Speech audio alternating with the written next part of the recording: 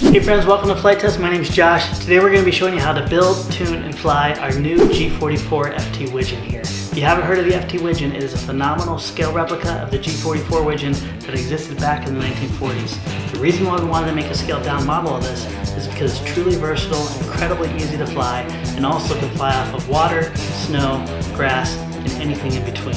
We also really love this plane not only for its scale detail, but also for its ability to give amazing FPV. With the twin engine configuration, you're not going to have to worry about any torque issues in flight, and you're going to be amazed how smooth it flies. What we want to do with today's build, tune, fly is we want to show you how to assemble this, how to tune it, how to set up the electronics, and then how to take it outside, and we're going to give you tips and tricks off of flying off of both land and water. Alright, if you haven't already, go ahead and feel free to get your kit, and we'll get started.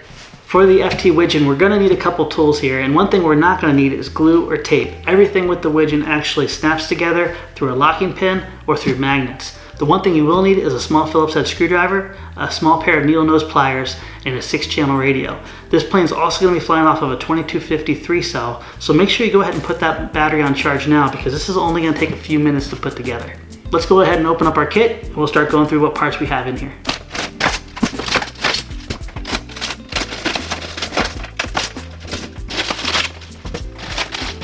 So we're going to go through each piece one by one here to make sure there's no defects or damage, and also give you an understanding of what is on each piece.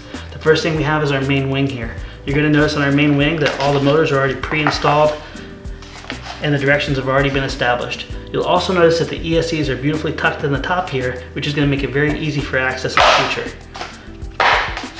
On the bottom here, we have our main power connections for the ESCs, along with our LED servo connections and our aileron connections. Next we have our main fuselage. Our main fuselage is going to have a removable front hatch here that's magnetic, along with our nav light Y harness and our 2 servo connections. We're also going to take note that the rudder servo is already connected, but our elevator servo is not. We're going to need to do that during assembly. Next we have our horizontal tail surface. This is also magnetic here, so we simply will slide apart into 2 pieces. Along with that, we also have an included linkage stopper. This will be used to fasten your push rod for your elevator. Next, we have our 2 pontoons.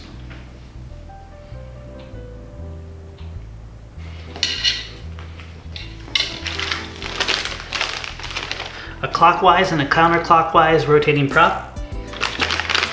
Our landing gear kit. This is going to have our 2 main landing gear pieces along with our steerable tail wheel.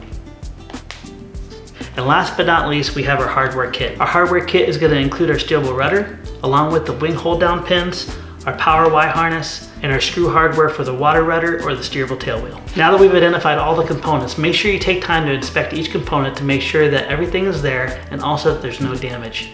Once you've inspected everything, let's go ahead and start on our fuselage.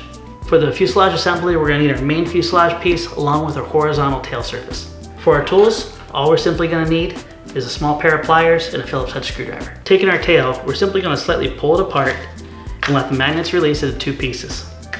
You're going to notice a set of magnets here. One set of magnets is to actually make it grip into the fuselage. The other set of magnets is going to be able to actually help it grip to the tail on the other side. So you're going to notice as you slide this through,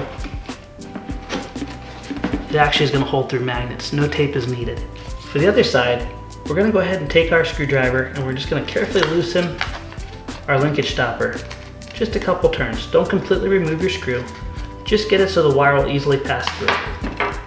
After lining up the push rod to pass clearly through the linkage stopper, carefully rotate the stabilizer 180 degrees and line up the key part of the elevator and then press it into the fuselage. Our servo does come pre-centered, so as long as you didn't bump your servo, it's a really good likelihood that all you need to do is simply hold this level and then tighten down your linkage stopper. Our last step on the fuselage before we put it aside and start working on our wings is going to be to install our landing gear. For installing our landing gear, we're going to need our optional landing gear packet, and we're also going to need the hardware located right at the corner of your hardware packet. You're going to notice that we have a left and a right landing gear wire. The way that we're going to install this is with the straight part of the landing gear facing towards the nose. So this is going to be our left, and all we simply need to do is press this into place and it'll friction fit there. If it's at all loose, go ahead and take a pair of pliers and just open them up ever so slightly these should be nice and smooth to go in, to stay in there no matter what. You don't have to worry about any hardware holding in your landing gear because it friction fits. For our steerable tail wheel, we're going to make sure that the tail wheel points away from the nose. So in other words, this is going to be the front of the tail wheel, and the wheel is going to angle back away from it. Taking special note where the little loop is on our tail wheel, and also where the front of our wire is. We're going to make sure those line up with the holes so the screws can cleanly pass through.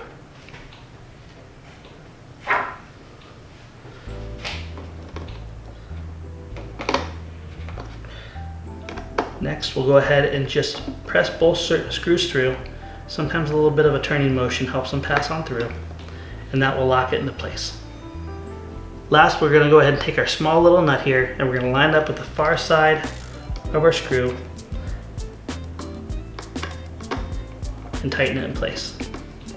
You may want to use a small set of pliers to hold the nut in position until it's tight. You don't need to over tighten this, just make it nice and snug. We're going to do this on both screws. If you plan on flying this for the first time off of water, the attached to water rudder is the exact same process using the exact same screws. Alright, our fuselage is now done. We're ready to move on to the next step, which is addressing the wings. After everything on the wings are set up, we'll go ahead and start putting in our electronics. To get our wings ready for the receiver, the first thing we're going to do is identify the main components here. We're going to have lead A and lead B here. Lead A is going to be your ESCs, and currently they're wired together here. If you want to do something like differential thrust, what you will need to do is disconnect the servo Y and take it to something like the FT Aura 5 board or to channel 1 and channel 6 on your receiver, and then program in differential thrust. We can talk more about that later. Channel B is going to be for your ailerons. Let's go ahead and put those two separate and put our attention towards the two positives and two negatives. In our hardware pack, we have our PowerWise servo connector. You're going to notice that these are red and black. All we simply need to do is connect the red with the red wires and the black with the black wires. At this point, typically we'd be starting to address putting the wing on the plane, but for this case we don't need to, because we're going to go ahead and install our receiver, and we're going to actually stick that on the bottom surface of the wing. The reason we're going to be installing the receiver on the bottom of the wing here is because it's a lot easier to reach down and grab the elevator and rudder servo connections and put them into the receiver than it's going to be to get the actual wing connections to put on the receiver down in the fuselage. This is also going to open up the fuselage space for a lot more things like FPV equipment and cargo. My favorite spot to mount the receiver is going to be right here with the pins pointing back towards the tail. The channel A being our throttle, we're going to go ahead and match that to our throttle port. If you're using different transmitters or receivers like Futaba, the channel mapping may be different, so make sure you always check your manual to check out what the channel mapping is. Also, you want to be really careful to make sure that your data cable is aligned with the data pin on your receiver. In this case, this upper portion here is labeled data. We know that the white wire right here is our data cable. We're going to go ahead and press it in this way. What you don't want to do is have your ground go into your data. It's also going to be noticeably harder to push it into the Spectrum receiver to make it fit. There's a throttle, which is letter A. Then we have our ailerons. The next two ports are going to be reserved for our elevator and then our rudder. Now for this setup, we're going to go basic, simple setup, which means we're not going to have our differential thrust, we're not going to have those other key features. We're going to cover that in a later video, especially on how to hook up your FT Aura 5 on the Widgeon. It makes a whole different amazing experience, and it also makes things like differential thrust easier than ever. Included in our kit, we have a small little piece of Velcro. Let's go ahead and put that Velcro right here on the bottom of the wing.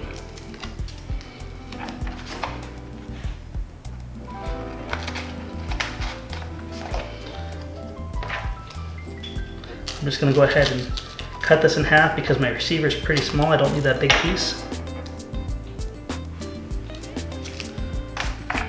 And we'll put that on the bottom of the receiver. This makes it really easy so you can easily take off your receiver whenever you want. There we go. Let's go ahead and bring our fuselage back into the picture and we'll finish the install. To join the wing to our fuselage, the first thing we want to do is make our two servo connections here. One servo connection is going to be for rudder, the other one's going to be for aileron. Now you can kind of stick your head down in here and you can kind of see which one's which by which one side it favors. But just know that if you move your elevator and your rudder moves, you just got to switch them back and forth. So we have plenty of room here to make our connections. We can just unvelcro this. I believe this one here is the elevator, and then our next one is our rudder. Again, we can make this differential thrust through the use of our Aura board or by programming our Spectrum transmitter. We want to give you the most basic, straightforward, out-of-the-box solution in this build video, and then we'll link down to more advanced build videos in the future. One final connection that we have is our LEDs, and that's just going to go ahead and plug in. You're going to notice that it doesn't have any signal wire at all. That's because we're just drawing the actual voltage from the receiver to power the LEDs. This can go into channel 5 or channel 6, or if you're using all the channels like you're using differential thrust, you can also put it into your battery channel. And that's what I'm going to do right here. Along with this, you have one extra JST connector. That JST connector is going to go to our wing and power the LED lights on the wingtips. Before we put our wings on, we're going to go ahead and power up the whole system and make sure that our elevator, rudder, ailerons, and throttle all work and move appropriately. If you buy a receiver and transmitter combo, generally the receiver and the transmitter will be mounted. In this case, it is not. So what I'm going to do for the Spectrum here is I'm going to hold the button down as I power on the transmitter. You're going to notice that you have a little tiny orange flashing light. What we're going to do is we're going to take our radio, and every radio is a little bit different. I'm just going to put it in the bind mode.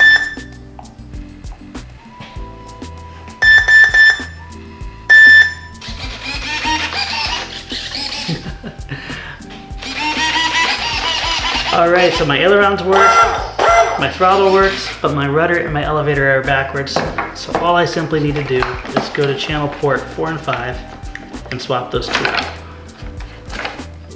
My ailerons, my rudder, my throttle, and my elevator all work. Our next step here is to install the receiver back where we originally had it and install the wings. For this, we're going to need our 2 wing hold down pins. So let's go ahead and unplug our battery and we'll install our wings. It's really easy to stick the receiver right here at the very leading edge. It's also very easy to access it. And then also I just kind of press these wires down in here so I have all my connections and everything is nice and clean. First thing we want to do is we want to pass our power wire kind of up towards the nose so we can easily grab that. Then we're going to roll this down in, align our 2 pins, and press the wing down into place. Included in the kit we have 2 wing hold down pins. These are going to slide in from each side, and as you push them all the way in and then turn them, you're going to hear them click and lock in. Once your wing is on, you should simply be able to reach in and grab your power Y harness. If it's kind of tucked back here, just tilt the nose down and shake it back and forth, and the power Y will come right out into your hands. Now the position of our battery is also going to help us with establishing the proper center of gravity. If your plane isn't balanced right or doesn't have the proper center of gravity, it's simply not going to fly well and you're going to have a really bad experience. So what we're going to be using is a 2250 3-cell battery, and you can slide that forward or backward to get the proper center of gravity. To find the center of gravity, you can look at your manual, but it's actually 63 millimeters from the leading edge here.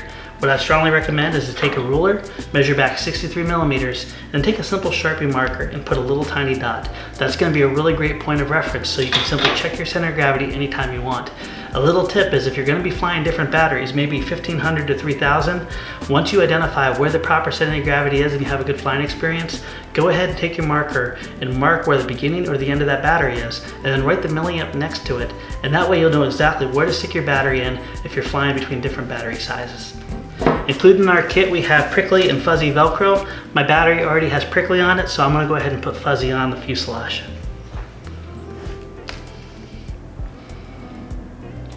The location we put in the Velcro is going to be right on the raised section on the front of the fuselage.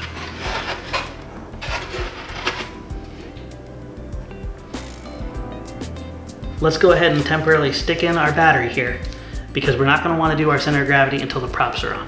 Now that we have our battery located, let's go ahead and power on our transmitter and plug in our battery with the props off to make sure that our control surfaces move the right direction and they also have the right amount of deflection.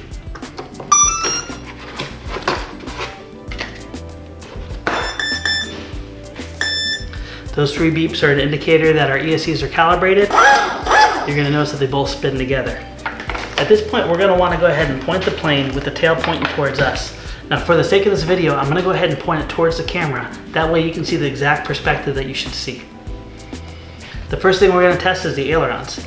So holding our transmitter with the antenna pointing towards the nose and the back of the transmitter pointing towards the fuselage, we're going to move our aileron to the right.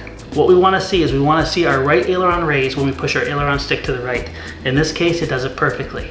If it was backwards, what you'd want to do is you'd want to go through and reverse your aileron channel.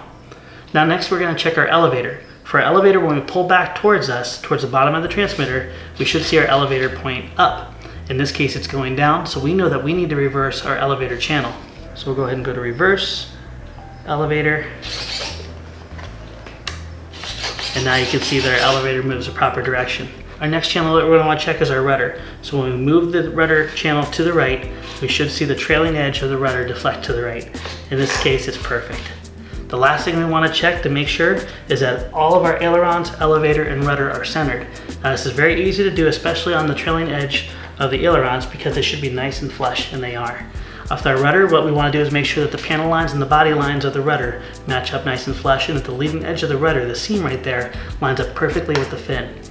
For our elevator, go ahead and get down next to the elevator and sight down and look at the mold seam to make sure that that mold seam is a nice straight line. If it's crooked, go ahead and loosen your linkage stopper and then adjust it back to being level. If you have linkage stoppers and you can adjust them before adjusting your transmitter, I strongly recommend doing so. Now that our controls are moving in the right direction and everything's centered, our next step is to make sure they have the proper amount of throw. If you have a plane with too much throw, what you're going to notice is it's going to be inherently unstable in the air and very difficult to fly. Too little throw is going to make it very difficult to pull out of things like dives or turning quickly. The proper amount of throw that we want to see for our ailerons, elevator, and rudder is roughly about 14 to 16 millimeters. Now, depending on what skill level of pilot you are and how your transmitter programs, we can adjust these in high and low rates. The easiest way to check out deflection very quickly is to simply let the plane sit naturally on the table and then put the ruler up and then take a measurement of where it is. In this case, it's right around 17 centimeters. You can use your dual rates or your travel adjustment to be able to change the throws, and what we want to see is about 10 millimeters up and about 10 millimeters down. Adjust your rates for the first flight to be around this throw, and then based on the style of flying that you like, you can always go up or down to your liking.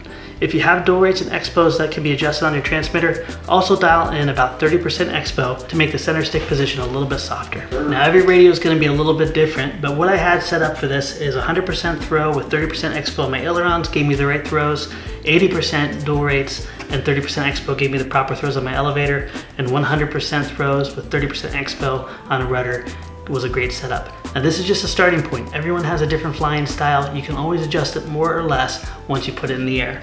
Speaking of put in the air, we're really close. Let's go ahead and establish our center of gravity, put our props on, and we'll call this project done. So our center of gravity is going to be about 63 millimeters, which is basically right in between these two seam lines, pretty much where the spar is. We're going to make a small little dot on both sides, and then we can slide our battery forward or backwards to get the proper center of gravity. Now that we have our little marks, I'm simply going to put my fingers right on those marks, and what I'm looking for is just a slight nose down attitude, just like that. It's a lot easier to fly a slightly nose heavy airplane than a tail heavy airplane. Once you get your first flight under your belt, you can then start moving around the center of gravity based on how you like it. I always like test flying airplanes with just a little bit of forward center of gravity or a little bit of nose down. With our center of gravity established, we're going to go ahead and install our props. What we want to do is give it a little bit of power and establish which way the props are spinning. In this case, this prop here is spinning counterclockwise, and our right prop is spinning clockwise. So let's go ahead and unplug the battery, install our props, and then we'll be ready to take it out for a flight. So to install our props, you're going to notice that the right motor actually has reverse threads. In other words, instead of righty-tighty, lefty-loosey, it's going to be the opposite, lefty-tighty. Both of these props should be a tight precision fit, but if it ever is a little bit too tight and you don't want to just push on it too hard, you can always use a prop reamer and just stick it in there. They also give you these bushings here that will fit on the back and also be a precision fit to go right over the shaft. In this case, all we simply need to do is press this on.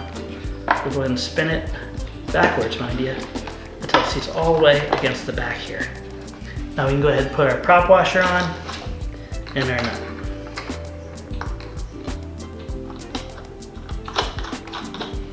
Use a screwdriver or an Allen key to stick through the spinner and tighten it up. Let's go ahead and do the other side.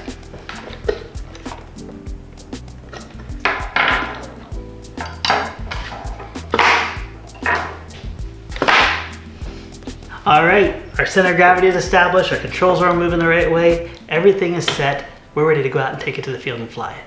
All right, friends, we are ready to fly off the water here. A couple important things whenever you choose your flying site. Always make sure that you take off and fly into the wind, and also that you can get to any side that the plane may accidentally land on and retrieve your airplane.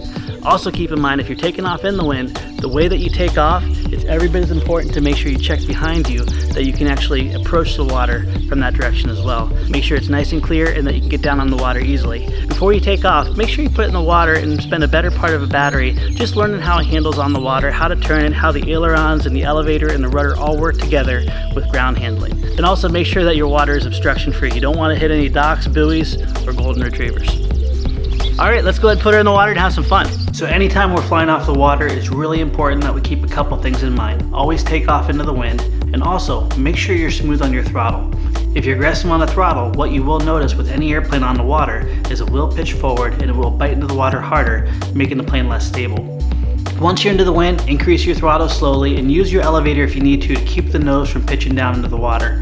Once you've gained enough speed, you're going to notice the airplane is going to rise up on its step and it's going to naturally break that surface tension of the water. And at that point, you can apply a little bit of back pressure just to break it from the water. Once the plane is released from the water, let it gain some speed and then gently climb out. And if you've never flown off the water before, make sure you wait for a nice calm day because that's going to make it even easier to take off and land on the water any direction that you wish. Now, if you're a newer pilot and this is your first time flying this airplane, I'd strongly recommend doing it over the ground. Flying over the ground is going to give you the ability to land anywhere you want and be able to go out and retrieve your airplane. It's also going to give you the added comfort of not worrying about flipping the airplane over into the water and having anything damaged. Although the original full-size version of the Widgeon was definitely not designed for aerobatics, this Widgeon is incredibly capable, and you'll also benefit from the fact that you have zero torque with the twin motors rotating opposite each other. Definitely try out flying inverted, loops, rolls, and if you have your differential, flat spins. Giving special consideration to where you're going to land the airplane and the direction you're going to land is just as important of how you take it off. Make sure that you practice your approach a couple different times because you're going to want to maintain a nice stable airspeed until the airplane comes down close enough to touch the water. Alright friends, so this pretty much completes the Build, Tune, Fly, or FT Widgeon. I hope you enjoyed the build. I hope you have an amazing experience flying this both off of water, ground, and snow. Thanks so much. Make sure you share your experiences online, and we'll see you next time.